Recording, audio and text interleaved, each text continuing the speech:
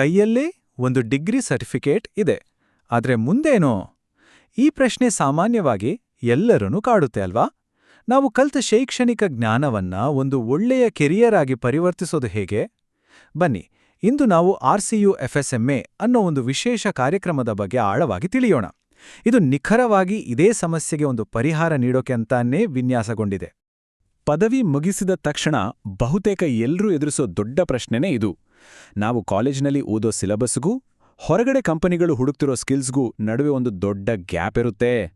ಈ ಗ್ಯಾಪನ್ನ ಕಡಿಮೆ ಮಾಡೋದೇ ಕೆರಿಯರ್ ಶುರು ಮಾಡುವಾಗ ಬರೋ ಮೊದಲ ಹಾಗೂ ಅತಿದೊಡ್ಡ ಚಾಲೆಂಜ್.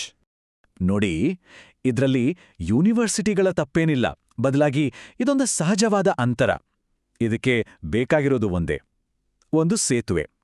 ನಮ್ಮ ಪುಸ್ತಕದ ಜ್ಞಾನವನ್ನ ಕಾರ್ಪೊರೇಟ್ ಪ್ರಪಂಚದ ರಿಯಾಲಿಟಿಗೆ ಕನೆಕ್ಟ್ ಮಾಡೋ ಒಂದು ಸ್ಟ್ರಾಂಗ್ ಬ್ರಿಡ್ಜ್. ಹಾಗಾದ್ರೆ ಆ ಸೇತುವೆ ಯಾವುದು? ಅದೇ ರಾಣಿ ಚೆನ್ನಮ್ಮ ವಿಶ್ವವಿದ್ಯಾಲಯ ಮತ್ತು ದೇಶಪಾಂಡೆ ಸ್ಕಿಲ್ಲಿಂಗ್ ಜೊತೆ ಸೇರಿ ರೂಪಿಸಿರೋ ಈ RCU FSMA ಪ್ರೋಗ್ರಾಂ. ವಿದ್ಯಾರ್ಥಿಗಳನ್ನ ಉದ್ಯೋಗಕ್ಕೆ ತಯಾರು ಮಾಡೋಕಂತಾನೆ ಇದನ್ನ ಸ್ಪೆಷಲ್ ಆಗಿ ಡಿಸೈನ್ ಮಾಡಿದ್ದಾರೆ. ಈ ಪ್ರೋಗ್ರಾಮ್ ಸ್ಕಿಲ್ ಪ್ಲಸ್ ಅನ್ನೋ ಒಂದು ತುಂಬಾನೇ ಪವರ್ಫುಲ್ ಮಾಡೆಲ್ ಮೇಲೆ ನಿಂತಿದೆ. ಇದರ ಹಿಂದಿರೋ ಐಡಿಯಾ ತುಂಬಾ ಸಿಂಪಲ್. ಬರೀ ನಾಲೆಜ್ ಕೊಡೋದಲ್ಲ, ಆ ನಾಲೆಜ್ನ ಸ್ಕಿಲ್ ಆಗಿ ಬದಲಾಯಿಸಿ ವಿದ್ಯಾರ್ಥಿಗಳನ್ನ ಕೆಲಸಕ್ಕೆ ಸಂಪೂರ್ಣವಾಗಿ ಸಿದ್ಧ ಮಾಡೋದು.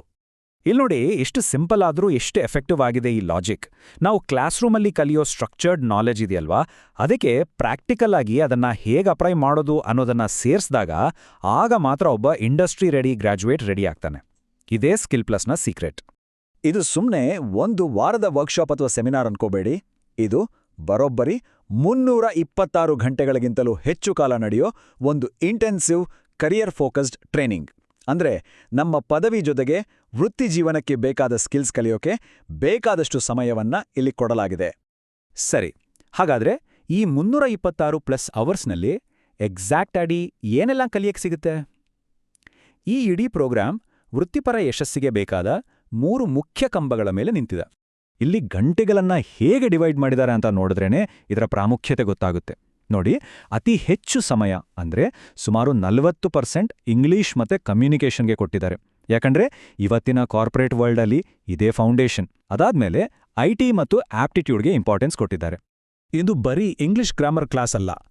ಇಲ್ಲಿ ಕಂಪನಿಗಳು ಯೂಸ್ ಮಾಡೋ ATS ಅಂದ್ರೆ ಅಪ್ಲಿಕೆಂಟ್ ಟ್ರ್ಯಾಕಿಂಗ್ ಸಿಸ್ಟಮ್ ಇದೆಯಲ್ವಾ, ಅದನ್ನ ಬೈಪಾಸ್ ಮಾಡಿ ನಮ್ಮ ರೆಸ್ಯೂಮೆ ಸೆಲೆಕ್ಟ್ ಆಗೋ ಹಾಗೆ ಹೇಗೆ ಬರೆಯೋದು ಅಂತ ಕಲಿತೀವಿ. ಅಷ್ಟೇ ಅಲ್ಲ, ಗ್ರೂಪ್ ಡಿಸ್ಕಷನ್, ಇಂಟರ್ವ್ಯೂಗಳಲ್ಲಿ ಕಾನ್ಫಿಡೆಂಟ್ ಆಗಿ ಮಾತಾಡೋ ಸ್ಕಿಲ್ ಕೂಡ ಡೆವಲಪ್ ಆಗುತ್ತೆ. ಎರಡನೇ ಪಿಲ್ಲರ್ ICT. ಇವತ್ತು ಯಾವುದೇ ಆಫೀಸಲ್ಲಿ ಕೆಲಸ ಮಾಡಕ್ಕೆ ಬೇಕಾಗಿರೋ ಬೇಸಿಕ್ ಡಿಜಿಟಲ್ ಸ್ಕಿಲ್ಸ್ ಇವೆಲ್ಲ. ಆದರೆ ಇದು ಸುಮ್ಮನೆ MS ಆಫೀಸ್ ಬೇಸಿಕ್ಸ್ ಅಲ್ಲ. ಕಂಪನಿಗಳಿಗೆ ಬೇಕಾಗಿರೋ VLOOKUP, ಪಿವೋಟ್ ಟೇಬಲ್ಸ್ ಅಂತಹ ಅಡ್ವಾನ್ಸ್ಡ್ ಎಕ್ಸೆಲ್ ಸ್ಕಿಲ್ಸ್ ಮೇಲೆ ಫೋಕಸ್ ಮಾಡಲಾಗುತ್ತೆ. ಮೂರನೇ ಪಿಲ್ಲರ್, ಇದು ಬಹುಶಃ ಎಲ್ಲಕ್ಕಿಂತ ಕ್ರಿಟಿಕಲ್. ಯಾಕಂದ್ರೆ ಜಾಸ್ತಿ ಕಂಪನಿಗಳು ಹೈರಿಂಗ್ನ ಫಸ್ಟ್ ರೌಂಡ್ ಆಗಿ ಆಪ್ಟಿಟ್ಯೂಡ್ ಟೆಸ್ಟ್ ಇಡ್ತಾವೆ. ಈ ಟೆಸ್ಟ್ ಪಾಸ್ ಆಗ್ಲಿಲ್ಲ ಅಂದ್ರೆ ನಮ್ಮ ರೆಸ್ಯೂಮೆ ಎಷ್ಟೇ ಚೆನ್ನಾಗಿದ್ರೂ ನೆಕ್ಸ್ಟ್ ರೌಂಡ್ಗೆ ಹೋಗಕ್ಕೆ ಆಗಲ್ಲ. ಸೊ ಈ ಮಾಡ್ಯೂಲ್ ಆ ಮೊದಲ ಗೇಟ್ ಪಾಸ್ ಇದ್ದಾಗೆ.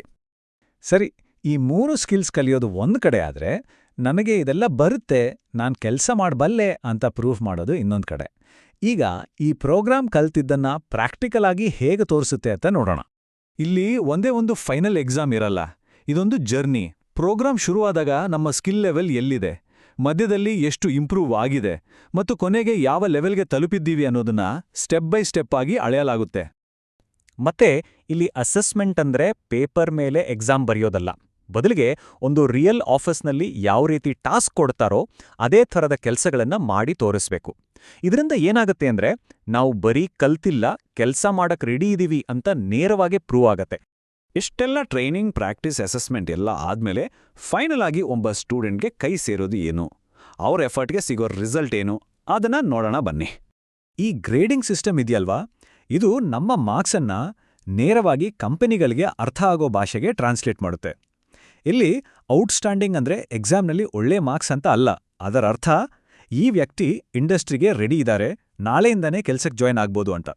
ಡಿಗ್ರಿ ಜೊತೆಗೆ ವೃತ್ತಿ ಶುರು ಮಾಡೋಕೆ ಬೇಕಾದ ಒಂದು ಕಂಪ್ಲೀಟ್ ಟೂಲ್ ಕಿಟ್ ಸಿಕ್ಕ ಹಾಗೆ.